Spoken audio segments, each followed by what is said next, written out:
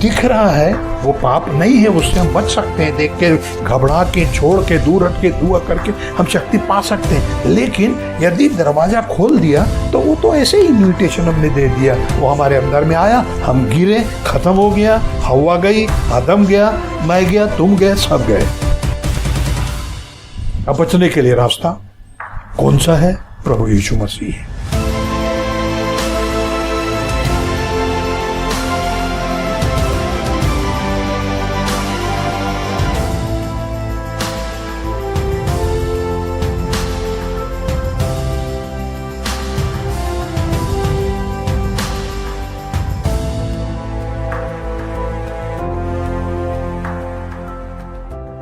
प्रभु यीशु मसीह में आप सबों को नमस्कार। यीशु सहाय। आइए आज हम अपने धन्यवादी मन परमेश्वर को प्रकट करें। लॉकडाउन के साथ में लॉकडाउन भी करें, समय का थोड़ा ख्याल ना करें और धन्यवादी मन अपन चढ़ाएं। हमारे चारों तरफ विश्व में हाहाकार मचा हुआ है। चारों तरफ चिंता, फिक्र, क्या होगा, कैसे होगा, अनिश्चितता, सारी चीजें हमारे दिलो जान जिगर में बैठे हुए हैं। हर कोई परेशान है। फिर भी हम जो विश्वासी हैं, हमारा भरोसा हमारे प्रभु यीशु मसीह पर है। हम धन्यवाद सदैव देते रहते हैं, धन्यवाद सदैव देते रहना चाहिए। चाहे जो भी हो, खुदा तू महान है, तू प्रेमी परमेश्वर है यीशु मसीह। हम तेरी तारीफ करते हैं कि तू सब जगह सबके साथ में रहता है। काना के ब्याह में तू था, लाजर की कब्र पे तू था। हमारे दुख में, हमारे सुख में सदैव तू हमारे साथ रहता है। तभी तो आज हम जीवितों में हैं। तुझे धन्यवाद देते हैं। ये धन्यवाद तो एक मैं आपको किस्सा बताऊं। एक पादरी साहब थे जो हर हफ्ता, हर संडे दवा ऐसा शुरू करते थे, आज के लिए धन्यवाद खुदाऊं, आज के अच्छे मौसम के लिए तुझे धन्यवाद कि हम यहाँ पर आ सके और तेरी इबादत कर सके। एक दिन, एक इतवार को मौसम बहुत खराब था। कुछ लोग जबरदस्ती गए कि आज क्या दुआ करता है, देखते हैं, मौसम के लिए धन्यवाद देता, आज क्या बोलेगा। गए, पादरी साहब ने फिर दुआ शुरू की, तो धन्यवाद खुदावंद, आज के दिन के लिए तुझे धन्यवाद देते हैं। और विशेषकर धन्यवाद इसलिए देते खुदावंद कि हर हफ्ते तू ऐसा मौसम नहीं रखता, इसके लिए तुझे धन्यवाद देते हैं। हो गया ना? धन्यवाद देने के लिए मन चाहिए, दिमाग चाहिए, दिल से दुआ करें। परमेश्वर को सारी चीजें भागते रहते हैं। धन्यवाद के साथ स्तुति गाऊंगा, मेरे यीशु, मेरे खुदा, तेरे उपकार बेशुमार हैं, तुझे कोटि कोटि धन्यवाद। लड़की जब गाती है, हम आंख खोले रहें या बंद रखें, लेकिन एक एक शब्द दुआ के रूप में ग्रहण करें और प्रभु को चढ़ाएं और आशीष को पाएं। खुदा हमारी सहायता करे। आइए हम गीत को सुनते हैं। आइए हम अपने धन्यवादित हृदयों को परमेश्वर की ओर ले जाएं और इस हिंदी गाने से इसके आराम करें।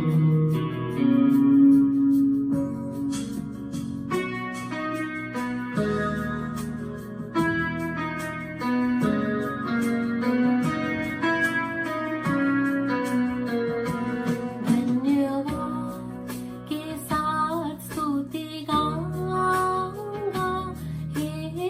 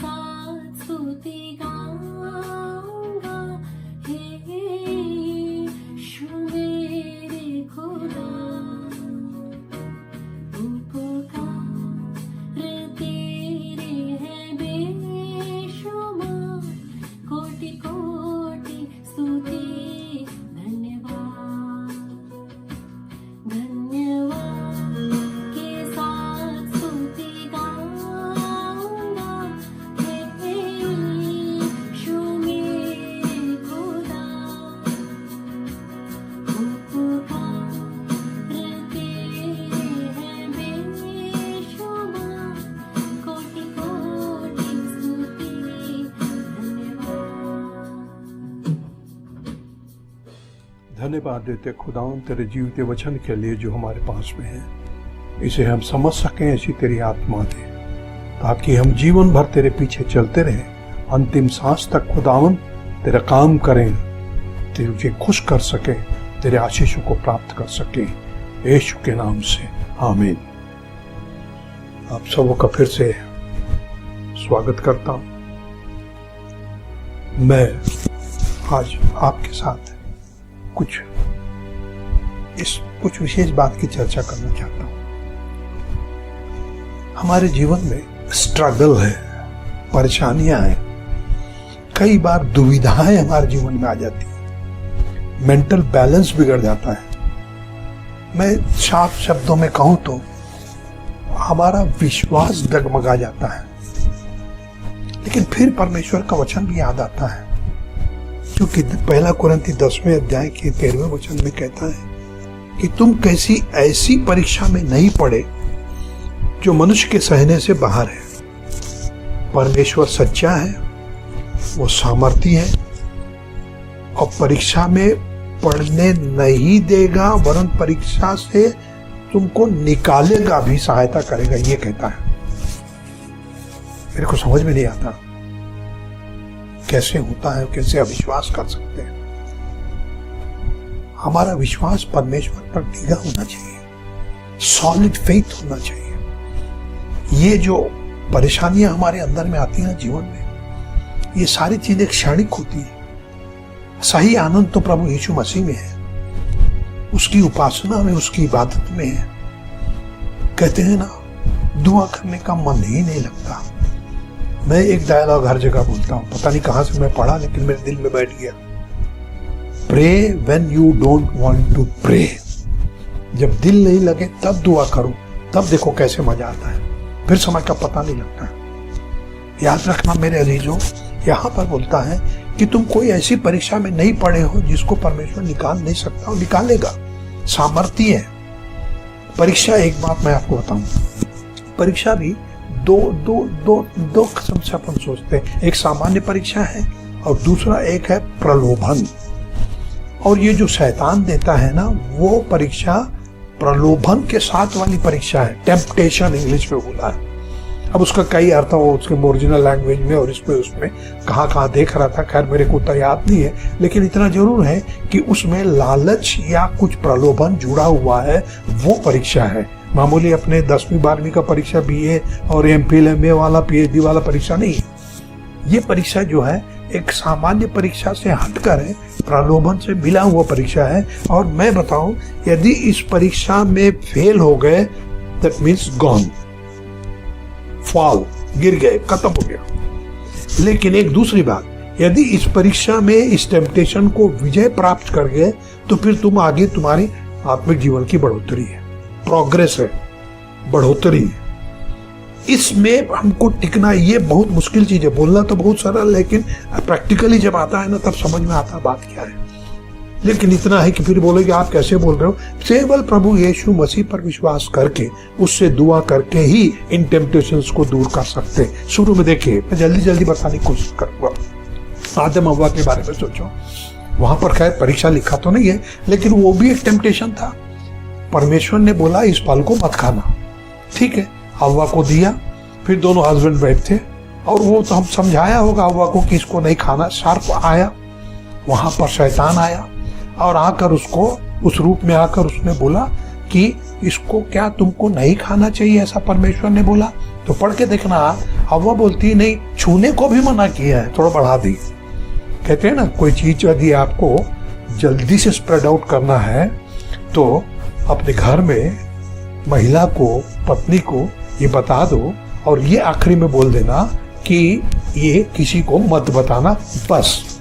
फिर पूरे मोहल्ले में क्या, शहर में फैल जाएगा। ऐसा बोलते हैं भाई, मेरे को गलत मत समझना। लेकिन एक चीज है कि यहाँ पर आदम हव्वा थे, उसने हव्वा को पकड़ा, उसको अपने जाल में डाला और वो खाए। और खाने के बाद देखना, उन लोगों ने वहां पर जो भी किया है वो सब काम शैतान की अगुवाई में किया है। और यहाँ पर उत्पत्ति की पुस्तक में मैं आपको दिखाता हूँ, 3 अध्याय में आप 6वें वचन को आप पढ़िए अतः जब स्त्री ने देखा कि उस वृक्ष का फल खाने के लिए अच्छा है और देखने में मनभाऊ है और बुद्धि देने के लिए चाहने योग्य भी है, तब उसने तोड़ा, खाया और मिस्टर को भी खिलाया। गया, पाप प्रवेश हो गया, शैतान जो चाहता था हो गया। ये टेम्पटेशन में गिर गए और वो गए वाला आज तक हमारे ऊपर गए चल रहा। सरनेम सिन जो है हमारे ऊपर चलते जा रहा है, अब उसको बदलना है। देखिए, ये टेम्पटेशन जो है ना 3 प्रकार से आता है, मैंने पढ़ा है यहाँ पर। देखो, पहले बोलता है ये स्त्री ने देखा कि इस वृक्ष का फल खाने के लिए अच्छा है, मतलब गुड फूड। इसका मतलब क्या है? फ्लैश, शारीरिक अभिलाषा, इसको पकड़ के डालता है। उसके बाद दूसरा, आईज, देखने में मनभाऊ है, आंख से देखते हैं। और हमारी आदत क्या मालूम, यदि आपको मैं बोलूं इधर मत देखो तो उधर ही नजर जाएगी, पक्का है। आपको क्या, मेरे को भी आप बोलोगे उधर मत देखो तो फटाक से उधर देखूंगा, भले बाद में नहीं देखूंगा, क्योंकि ये हमारी आदत है, ये सिन है, ये बीज है, ये हमारे अंदर चलते आ रहा है। और वही काम करते हैं जिस काम को मना किया गया है। छोटे बच्चों को कोई बुरी चीज नहीं सिखाता, कोई गाली नहीं सिखाता, लेकिन ये सीख जाते हैं। कहाँ से सीखते हैं मुझको नहीं मालूम। एक चीज इतना मालूम है कि ये देखने में बहुत मनभाऊ है और इसलिए देखने से आंख से अंदर जाता है। और दूसरा फ्लश, शारीरिक अभिलाषा, इच्छाएं जो है ये एक हमको टेम्प्ट करती हैं। और तीसरा जो है एक प्राइड है, घमंड है। बस घमंड, जीविका का घमंड। काहे का घमंड मेरे को समझ भी नहीं आता, क्यों घमंड करते हैं मेरे को कभी नहीं समझ में आता, क्योंकि मैं अपने को सोचता हूँ, सच में बताता हूँ मैं, कि घमंड नाम की चीज कैसे आया मेरे को समझ में नहीं आता है। क्या देखिए, कुरंती 4 अध्याय शायद 7वें वचन में बोलता, पढ़ के देखना, ऐसी कौन सी चीज है जो तुमने दूसरों से नहीं पाया है, और पाया है तो ऐसा घमंड क्यों करते हो कि तुमने खुद पाया है। कमाए हो तुम, पाए हो। एक सांस तुम ले सकते हो क्या? एक कोई भी एक, मतलब तुम जैसे डॉक्टर अब्राहम थे ना राजनांदगांव में, वो मेरे को बोलते थे, Devdas, if man is alive then it's a wonder. और बोले if man is dead no wonder. देखिए, सोए हैं तो हम जिंदा हैं, जगे हैं तो जिंदा हैं, सांस चल रही है, हृदय का धड़कन चल रहा है, कब से चल रहा नहीं मालूम, इतने साल हो गए हैं चल हुए, कहीं भी एक कार्बन भी नहीं जमा, कहीं कोई शॉट नहीं हुआ, कुछ नहीं हुआ, चलते जा रहा है, जीवित हैं, अभी भी हैं, तंदुरुस्त हैं, बोलते हैं, सेंसेशन है, सब कुछ है। खुदा को धन्यवाद दो, अभी तक खुदा ने मुझे सब कुछ दिया है, धन्यवाद दो। एक चीज कहीं दर्द है तो उसी की शिकायत को लेके हम जाते हैं, लेकिन कभी धन्यवाद नहीं देते। धन्यवाद देने के लिए यार हजारों लाखों आइटम है हमारे पास, लेकिन हम एक शिकायत के पीछे ही जाते हैं, हम उस धन्यवाद में नहीं जाते। टेम्पटेशन जो है आता है, ठीक है, मान गया टेम्पटेशन आता है ये चीज, लेकिन टेम्पटेशन आता है तो वो पाप नहीं है। ह्यूमन बीइंग है, मनुष्य है, हमारे ऊपर टेम्पटेशन आता है, आएगा, मैं आपको आगे बताऊंगा। लेकिन देखिए, एक उदाहरण मैं आपको बताता हूं। देखिए, टेम्पटेशन, अपने दरवाजे के की होल है ना, चाबी डालने वाला होल, या उससे आप देख रहे हो कि बाहर कौन है, खटखटा रहा है या जो कर रहा है दिख रहा है, बाहर झांक के देख रहे हैं, ये टेम्पटेशन है। और दरवाजा यदि आपने खोल दिया तो वो आ जाएगा अंदर, ये सिन है। दिख रहा है, वो पाप नहीं है, उससे हम बच सकते हैं, देख के घबरा के, छोड़ के, दूर हट के, दुआ करके हम शक्ति पा सकते हैं। लेकिन यदि दरवाजा खोल दिया तो वो तो ऐसे ही इन्विटेशन हमने दे दिया, वो हमारे अंदर में आया, हम गिरे, खत्म हो गया, हवा गई, आदम गया, मैं गया, तुम गए, सब गए। अब बचने के लिए रास्ता कौन सा है? प्रभु यीशु मसीह है। ये प्रभु यीशु मसीह है। तो देखो, शैतान जो है प्रभु यीशु मसीह को भी नहीं छोड़ा, प्रभु यीशु मसीह को भी नहीं छोड़ा उसने। कैसे? मत्ती रचित सुसमाचार 4 अध्याय को देखिए, इसको शुरू से मैं थोड़ा, आप बाद में पूरा अध्याय पढ़ लेना, मैं पढ़ के टाइम वेस्ट नहीं करना चाहता हूँ, जल्दी जल्दी मैं बताना चाहता हूँ एक चीज। देखिए, यहाँ पर शुरू में बोलता है, तब आत्मा यीशु को जंगल में ले गया ताकि इब्लीस से उसकी परीक्षा हो, ये टेम्पटेशन हो।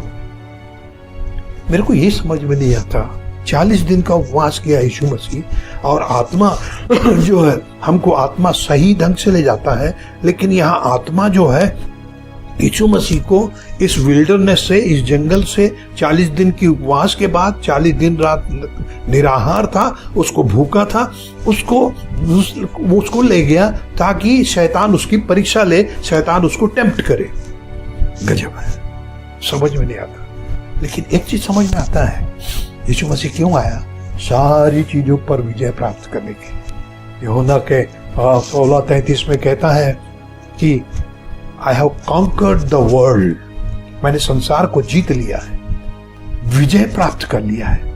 ये है मेरा प्रभु यीशु मसीह। देखिए यहाँ पर शैतान लेके गया, शैतान के पास आत्मा लेके गए, और यीशु मसीह यहाँ पर 40 दिन उपवास करके रखे। बाइबल में जो है 3 लोग यीशु मसीह को छोड़कर उपवास करने वाले 40 दिन वाले हैं। एक है मूसा है, यहोशू है, और एलिया है। उसके बाद यीशु मसीह। ये 40 दिन उपवास वाले लोग हैं यहाँ पर। देखे लेकिन 40 का महत्व भी बहुत है। 40 देखिए, कहते हैं ना, नोहा के टाइम पे जल आया और 40 दिन बारिश हुई। मूसा के टाइम पे सीनै पर्वत पर 40 दिन वो बिताया, और उसके बाद ये स्पाइस जो जासूस जो लोग यहोशू में गए थे पूरी खबर लेने के लिए, उन लोग जो है खबर लेके आए, 40 दिन लगा। दाऊद जो है वो युद्ध के लिए गया, गोलियत को मारने के लिए, फलिस्ती लोग 40 दिन तक वो आके कर रहे थे। एलिया जो है एक खाना विथ 1 मील ही हैज ट्रैवल्ड 40, होरेब तक पहुंचा।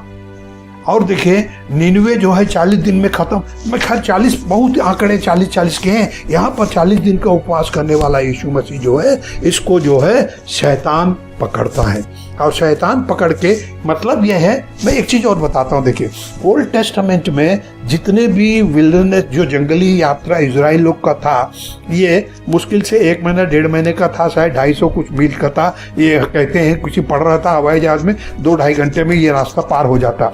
लेकिन इसको 40 साल तक घुमाया, इसलिए कि ये शायद लड़ाई झगड़े ना देखे, ये जो घबराए ना, और इनकी परीक्षा होती रहे और ये जाए, और जो परीक्षा है हर परीक्षा में ये फेल होते रहे, कभी पास नहीं। लाल समुंदर को पार कराया, इतने बड़े बड़े काम दिखाया, चट्टान से पानी निकाला उस डेजर्ट में, वहां पर जहां पर कुछ नहीं वहां पर पानी निकाला, स्वर्ग से भोजन दिया, मन्ना खिलाया, सब कुछ किया, तो भी तुम जाके वो बछड़े को फिर सोने को बछड़े में बना के तुम पूजा करना शुरू कर दिया।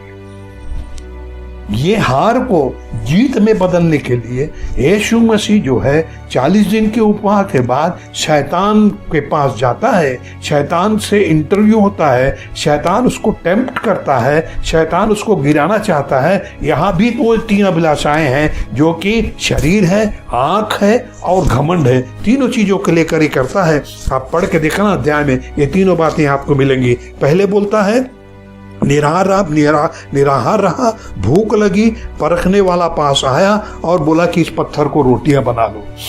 भूखा आदमी फट से फंस पाएगा, भूखा क्या नहीं करता। भूख लगे तो आदमी पागल हो जाता है ना। जैसे कि मैं बताऊं, मेरे को वो याद है, मेरी शादी हुई, मेरी बीबी आई तो मैं सुन रहा था, मेरी माँ उसको बता रही थी कि देखना बेटा सब कुछ अच्छा है मेरा लड़का, लेकिन ये जब भूख लगती है ना तो वो पागल हो जाता, कुछ खाने को चाहिए रहता, उतना सामान लेना। ये 40 दिन का उपवास था। यीशु मसीह को बोलते हैं ये पत्थरों को रोटियां बना ले और खा ले। क्या मेरा प्रभु यीशु मसीह इतना हल्का है, तेरे लालच में आ जाएगा? अरे सारे संसार को बनाने वाला परमेश्वर का इकलौता पुत्र, त्रिएक परमेश्वर का एक भाग, ये स्वयं परमेश्वर, ये तेरे उस जाल में फंस जाएगा, उतने लालच में फंस जाएगा। तू लालच दे रही है, यहाँ शरीर की अभिलाषा दिखा रही है, शारीरिक चाहत को दिखा रही है, लेकिन नहीं हो सकता है। यहाँ पर देखना वो कभी नहीं हो सकता है। उसके बाद दूसरा, अब देखिए दूसरा बोलता है कि यहाँ पर कंगूरे पे ले गया, और कंगूरे पे ले गया कहते हैं करीब 700 फीट ऊंचा था, उसके ऊपर ले गया। अरे कुछ भी कर, नाटक कर रहा है। 700 फीट ऊपर ले गया और ले जाके बोलता है कि यदि तू परमेश्वर का पुत्र तो अपने आप को नीचे गिरा दे। पहले जो शारीरिक दिखाया ना, उसको पुराने नियम की व्यवस्था विवरण 8वें अध्याय को लेकर यीशु मसीह ने बताया है कि परंतु परमेश्वर के हर वचन से आदमी जिंदा रहेगा। तेरे रोटी वोटी की जरूरत नहीं है, मैं ऐसे ही परमेश्वर का बंदा हूँ, इकलौता पुत्र हूँ। फिर दूसरा इसको बोलता है, लिखा है कि तू इससे कूद जा, स्वर्गदूत आके तुझे बचा लेंगे। और यहाँ पर वो क्या बोलता है, स्वर्गदूत तुझे बचा लेंगे, हाथों हाथ उठा लेंगे, कहीं ऐसा ना हो कि तेरे पाँव में पत्थर से ठेस लगे। यीशु ने ही कहा, ये भी लिखा है, अब व्यवस्था विवरण 6वें अध्याय के 16वें वचन पे आ गया कि तू प्रभु अपने परमेश्वर की परीक्षा मत कर। तू कौन है परमेश्वर की परीक्षा करने वाला? हे शैतान, तेरे ही औकात मेरे को मालूम है और तू मेरे को परख रहा है, मेरे साथ तू खेल रहा है, ऐसा है। देखना, मैं क्या कहते आइजिया एशिया का 37 और 36 में क्या बोलता है, अशूरियों के राज में जाकर उसमें एक स्वर्गदूत ने क्या किया, 1,85,000 लोगों को एक स्वर्गदूत ने मार दिया। और मत्ती के 26 अध्याय के 53वें वचन में जाइए, पतरस के साथ जब उसने कान काटा और वो जो कांड हुआ ना, वहां पर पतरस जो है, वो जिसका कान काटा है पतरस ने, उसका नाम मलखुस है, वो भी दिया हुआ है, आपका ये यूहन्ना ने शायद लिखा है, जो भी है। तो यहाँ पर मत्ती में बोलता है कि मैं 12 पलटन भेज सकता है, एक पलटन में 6,000 होते हैं स्वर्गदूत, 12 पलटन का 6,000 मतलब 12 छक्के 72,000 हो गया। अब 72,000, एक स्वर्गदूत जो है 1,85,000 को मारता है, तो 12 कितना करते हैं भैया, गणित में कमजोर है, मैं मत कराओ, अब गुणा भाग करते रहना। 72,000 स्वर्गदूत एक जो है 1,85,000 मार सकता है। This shows the strength of the Lord, ये परमेश्वर के शक्ति को प्रदर्शित करता है। और यहां पर क्या किया उसने, बोला कि व्यवस्था विवरण 6 के 16 के अनुसार तू प्रभु का, परमेश्वर का परीक्षा मत ले, मैं नहीं लूंगा। शैतान यहां भी गया, टेम्पटेशन में नहीं आने वाला है, याद रखना। उसके बाद देखिए तीसरा क्या बोलता है, घमंड दिखाता है, प्राइड। यदि किसी को बोला भैया आप कितने बढ़िया दिखते हो, क्या मजाक करते हो यार, लेकिन अंदर सोचेगा वाह बहुत गजब का दिख रहा हूँ, कैसा दिख रहा हूँ, बोलेगा आप क्या बोलते हो यार, वाह वाह वाह वाह। मेरे फादर ने मेरे को एक चीज अच्छा बताया था, मालूम, प्रीचिंग को शुरू किया, he wanted that I should be A preacher. उन्होंने मेरे को बोला था अच्छे से पढ़ ले बेटा मेरे रहते, और उसके बाद अच्छी नौकरी कर, अच्छा कमाई कर, और अपनी कमाई लगाकर परमेश्वर की सेवा कर। ये उनका मैं आज तक पालन करता हूं, याद रखना। और एक चीज उन्होंने मेरे को बोला, तेरे में सर्वन के बाद कोई आके तुझको बोले बहुत अच्छा बोले तो खुश मत हो जाना, कोई आके बोले बहुत खराब बोले तो दुखी मत होना, क्योंकि जिसको परमेश्वर का वचन लगता है उसको समझ में आता है, और तेरा काम क्या है, उसकी आवाज को लोगों तक पहुंचाना है। ये मेरा काम है, जब तक मेरी आयु है मैं उसकी काम करूंगा। परमेश्वर ने मुझे आशीष दी है, मेरे जीवन में कोई कमी नहीं है, सब कुछ है, जिसने दिया उसने लिया, ये भी ठीक है, नहीं है तो भी ठीक है तो भी ठीक है। मेरे पास जो भी है सब कुछ प्रभु का है। मेरे पहना हुआ ये शर्ट मेरा नहीं है, ये घड़ी मेरी नहीं है, ये मैं नहीं हूँ, मेरा जीव मेरा नहीं है, मेरे पास जो कुछ भी है सब कुछ प्रभु का है। मैं क्या दे सकता हूँ उसके चरणों में, क्या दे सकता हूँ? मैं तो सब कुछ पाया, मैं कैसे दूंगा, क्या दूंगा? केवल धन्यवाद धन्यवाद और धन्यवाद ही दूंगा, इसके सिवा कुछ नहीं है मेरे पास कि प्रभु मैं तेरे को कुछ दूं। मैं दिल से कहता हूं परमेश्वर की इबादत करो, खुश रहोगे। आयु पर घमंड मत करो, संपत्ति पर घमंड मत करो, रूप रेखा पर घमंड मत करो, ऐश्वर्य पर मत करो, एजुकेशन पर घमंड मत करो, क्वालिफिकेशन पर घमंड मत करो, गाने पे घमंड मत करो, बोलने पे घमंड मत करो। केवल एक चीज पर घमंड करो, वो है मेरा प्रभु यीशु मसीह, जिस पर मैं घमंड करता हूं, जैसे कोरिन्थियों में पौलुस ने कहा। याद रखना कि यहाँ पर प्रभु यीशु मसीह को उसने बोला है कि फिर से परीक्षा करके कि तू गिर के मुझको प्रणाम कर। आया क्या मजाक है?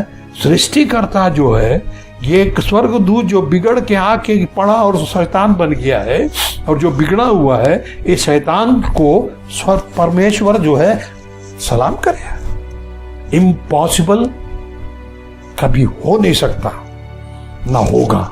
क्यों? क्योंकि केवल क्या बोले, व्यवस्था विवरण 6:13 के अनुसार ही फिर प्रभु यीशु मसीह यहाँ पर कहते हैं, तू प्रभु अपने परमेश्वर को प्रणाम कर और केवल उसी की उपासना कर और कोई दूसरा नहीं। आज मेरे लिए, तुम्हारे लिए, हमारे लिए ये सबक है कि केवल उसी की उपासना कर, किसी दूसरे की उपासना मत कर, क्योंकि प्रभु यीशु मसीह जीवित है और आज भी हमारे साथ में है, मेरे साथ में है, तुम्हारे साथ में है। हमारे जीवनों को आगे बढ़ाने के लिए मेरे जीजों, याद रखना, ये आयु, ये जीवन हमारा शाश्वत नहीं है। One day rather we have to leave this world. चाहे तुम चाहो, चाहे मत चाहो, चाहे तुम कुछ भी कर लो, लेकिन एक दिन जाना है। कौन है ऐसा जो सदा जीवित रहे और कब्र को ना देखे?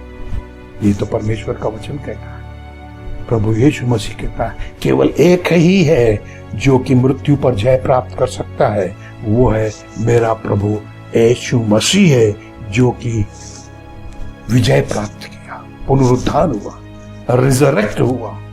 उसने 40 दिन तक, वहां भी एक 40 है, 40 दिन तक दिखाई दिया, लोगों के साथ चला, खाया पिया, खाना बनाया, मछली तला दिया, सब कुछ किया। लोग, दरवाजा बंद था तो गया, लोगों के साथ ट्रैवल किया, डाइनिंग टेबल पे बैठा, उनके साथ बातें किया, फिर इधर गया, सब चीज महिलाओं को दिखाई दिया, सब चमत्कार जितना करना था किया, और बादलों पे उठा के चले गया। लेकिन हम सारी चीजों पर विश्वास करते हैं कि प्रभु यीशु मसीह पैदा हुआ, यस, क्रूस पर उसकी डेथ हुई, यस, उसने जमीन में उसको गाड़ दिए, यस, और उसके बाद वो जो है दरवाजा बंद कर दिया, पत्थर लुढ़का दिए, यस, तीसरे दिन जी उठा, बिल्कुल सही, उस पर भी विश्वास करता हूं, क्योंकि ये सब चीज हो गई है। उसमें विश्वास के तू क्या करता, कोई बहादुरी करता है क्या? वो तो करना ही है। लेकिन एक चीज पर विश्वास तुमको अभी भी करना है कि वो बोला है कि मैं फिर से आने वाला हूं। तो दुआ, खुदा तू आए तो मैं तेरे साथ, नहीं मैं आया तो मैं तेरे साथ, लेकिन always I want to be with you. मैं तेरे साथ रहना चाहता हूँ। सलीब पर हाथ फैला है, कहता है, हे मेरे बच्चों, हे मेरे बच्चों, मेरे पास आओ, मेरे पास आओ। हे बहुत से दबे हुए लोगों, मेरे पास आओ, मैं तुम्हें विश्राम दूंगा। हे प्यासे लोग, मेरे पास आओ, मैं तुम्हारी प्यास को बुझाऊंगा। याद रखना, सारी चीजों का मालिक वही है, सारी चीजों का देने वाला भी वही है, और सारी चीजों का रखवाला भी वही है। और वो जो है हमारी दुआओं को सुनने वाला परमेश्वर है, दुआओं का उत्तर देने वाला परमेश्वर है। यीशु मसीह पर विश्वास कर तो तू और तेरा घराना उद्धार पाएगा। एक चीज मैं कितना आपको बताऊं, लेकिन एक चीज है, मैं दुआ करता हूं, हे प्रभु स्वर्ग से उड़ेल दे। कौन सा? तेरी अग्नि, जिसकी बारिश तू आग की बारिश करता है, वो तेरी आग की बारिश होने दे, जो कि मेरे दिल में आ सके। और खुदावन, वो आत्मा तू मेरे अंदर में भर, कि मैं तेरी इबादत कर सकूं, मैं तेरे आगे चल सकूं, मैं तेरे पीछे चल सकूं, मैं तेरे साथ चल सकूं। तू मेरे साथ है, मैं सोऊं, मैं उठूं, मैं जागूं, रहूं, जो भी करूं, खुदा तू मेरे साथ में। इसके लिए मैं तुझे धन्यवाद देता हूं। स्वर्ग से उंडेल प्रभु, अग्नि सा जीवन मुझे दे, भरपूरी जीवन मन में दे, मेरे को पवित्रता, और खुदावन एक आत्मा की आग मेरे अंदर में दे। ये हमारी दुआ होनी चाहिए। इसी भाव से उदित के लिखा एक गीत प्रभा का गाया हुआ आपको सुनाता हूँ, सुनिए। और इसके साथ अपने दिलों में अपने विश्वास को, अपने मजबूती को जानते हुए, परखते हुए उसकी करीबी को महसूस करिए। Okay, God bless you. और इस गाने के बाद हम दुआ करेंगे और अपनी इस आज की इस संगति को हम खत्म करेंगे। Thank you very much. God bless you. स्वर्ग से उड़ेल प्रभु, अग्नि सा जीवन, स्वर्ग से उड़ेल प्रभु, अग्नि सा जीवन, मुझको तू दे प्रभु, भरपूर जीवन, आत्मा की आग लगा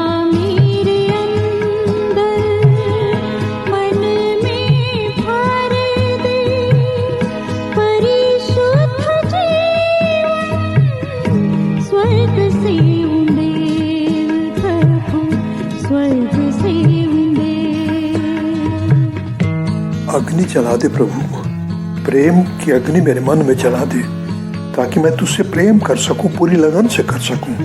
तन मन धन सब कुछ तुझे देता हूं खुदावन, विनती करता हूं कि स्वर्गीय जीवन तू मुझे दे।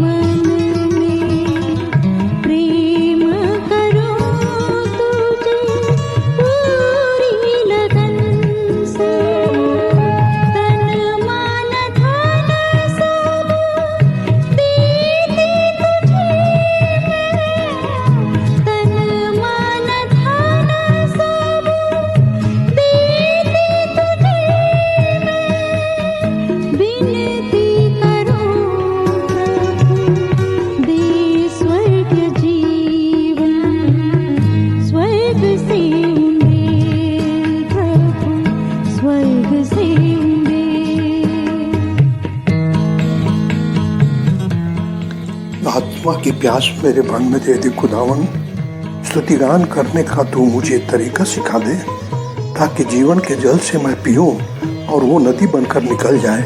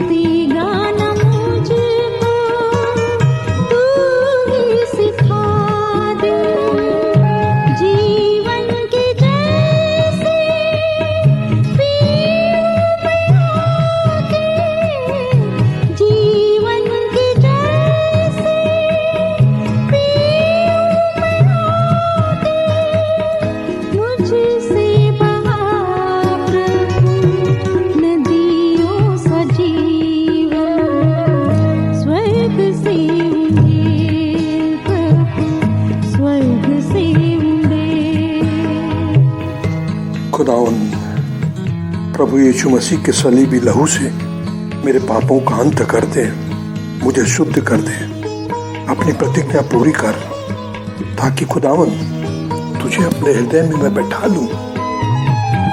यीशु की लहू से कर तू पवित्र, पाप और मृत्यु से कर तू स्वतंत्र। यीशु की लहू से कर तू पवित्र, पाप और मृत्यु से कर तू स्वतंत्र।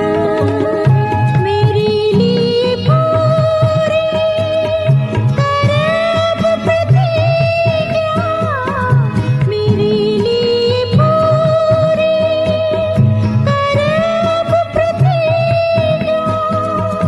मन में बना प्रभु अपना सिंहासन, स्वर्ग से उड़ेल प्रभु अग्नि सा जीवन।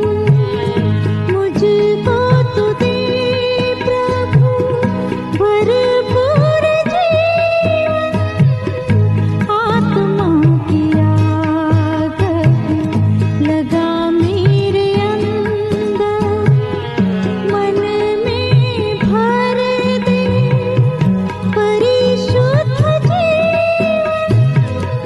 स्वर्ग से उड़ेल प्रभु, स्वर्ग से उड़ेल। धन्यवाद धन्यवाद धन्यवाद देते खुदावन तेरे जीवित वचन के लिए। इस पर तेरी कृपा अनुग्रह चाहते हैं, जिसके भी अंदर ये वचन बोया गया खुदावन हर एक के अंदर ये फलवंत हो सके। हमारी हर कमजोरी को तेरे सलीब के पीछे छुपाते हैं। इस धरती पर जो महामारी फैली हुई है, इस पर तेरे नियंत्रण को चाहते हैं और जो मेडिकल स्टाफ है, सिक्योरिटी स्टाफ है, जितने लोग हैं काम करते हैं खुदावंद, हर एक पर तेरी कृपा अनुग्रह बनी रहे। हर एक को सेफ्टी प्रदान कर, तेरी सुरक्षा में रहते हुए, तुझे जानते हुए हर कोई अपने जीवन में आगे बढ़ सके और खुदावंद अच्छे दिनों को हम देख सके, तेरी कृपा अनुग्रह में बने रहे, तेरे आशीषों को प्राप्त कर सके। ये दुआ तेरे पुत्र प्रभु यीशु मसीह के नाम से मांगते हैं, सुनो कबूल कर। आमीन आमीन। God bless you all.